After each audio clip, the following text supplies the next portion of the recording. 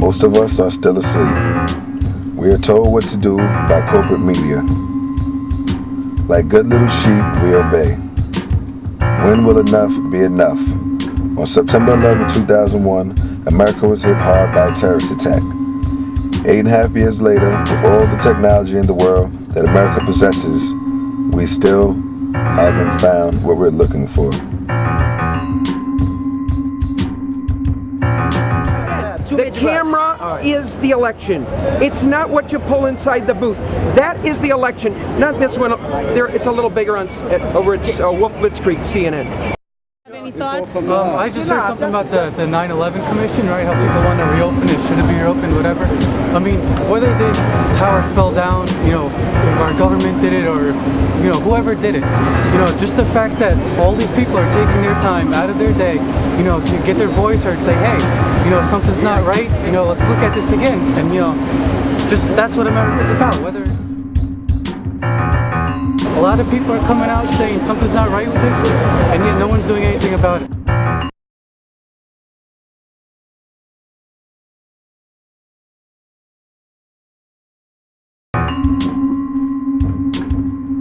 Charlie Sheen has requested to meet President Barack Obama on the critical issues of reopening the 9/11 Investigation Commission report.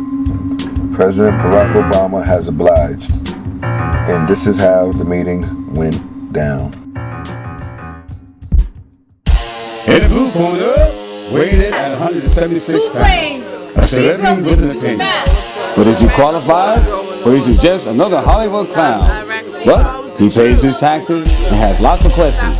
Why? Because things just don't add up. Ladies and gentlemen, Charlie Sheen. Weighing in at 165 pounds.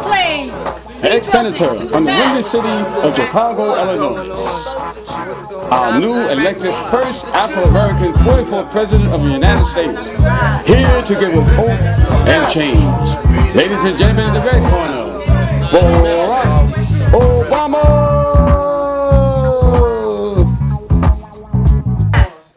2 planes, 3 buildings, do the math. Do the math. 2 planes, 3 buildings.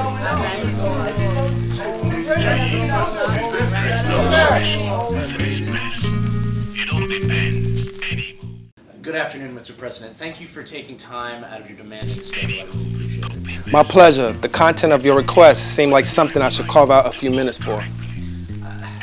I should point out that I voted for you. Your promises of hope, change, transparency, and accountability, as well as putting government back in the hands of the American people, struck me as an emotional chord, and I hadn't felt that way in quite some time. In fact, ever.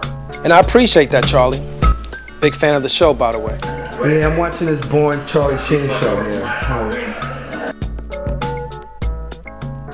Mr. President, I don't know how you found the time to watch my show, given all that you've inherited. I've already been taught these rules, and I think I understand them.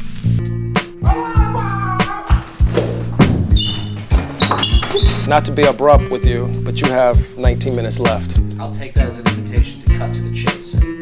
I'm all ears, or so I've been told. In the very near future, we will be experiencing our first 9/11 anniversary with you as Commander-in-Chief.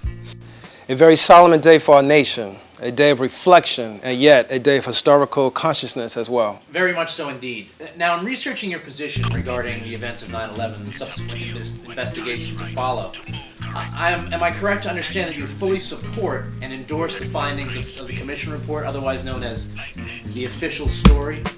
Are you aware, Mr. President, of the recent stunning revelations that 60% of the 9/11 commissioners have publicly stated that the government agreed not to tell the truth about 9/11 and that the Pentagon was engaged in deliberate deception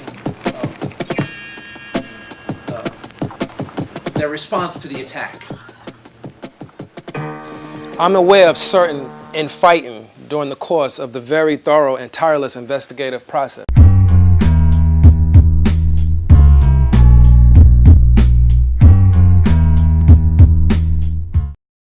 Mr. President, it's hard to label this type of friction as infighting, or make the irresponsible leap to thorough, when the evidence I insist you examine regarding 6 of the 10 members are statements of fact? No disrespect, Mr. Sheen, but I have to ask, what is it that you seem to be implying with the initial direction of this discussion? I'm not implying anything, Mr. President. I'm here to present the facts and see what you plan to do with them.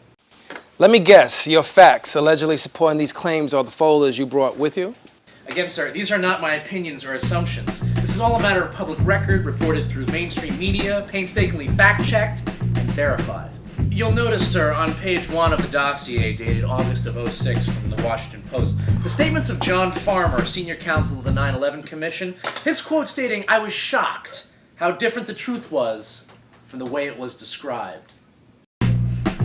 He goes on to further state, the NORAD air defense tapes told a radically different story from what had been told to us and the public for 2 years. On pages 2 and 3, sir, are the statements as well from Commission co-chairman Thomas Keene and Lee Hamilton, Commissioners Bob Kerry, Timothy Romer, and John Lehman, as well as the statements of Commissioner Max Cleland, an ex-senator from Georgia who resigned, stating, "It is a national scandal. This investigation is now compromised. One of these days, we will have to get the full story because the 9/11 issue is so important to America. But this White House wants to cover it up." He also described President Bush's desire to delay the process as not to damage the 2004 re-election bid. They suspected deception to the point where they consider referring the matter to the Justice Department for criminal investigation. Mr. President, this information alone is unequivocally grounds for a new investigation. We as a people and as a country need to move forward.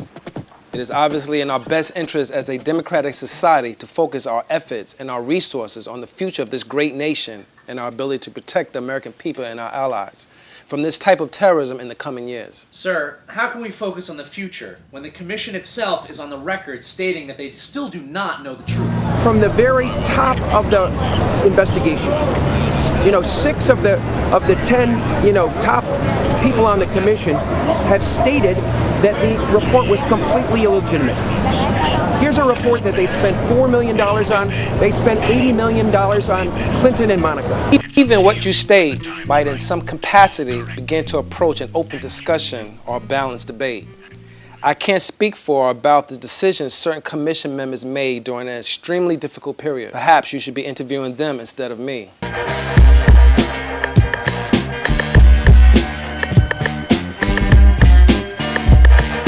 Don't tell me I was easier to track down than they were.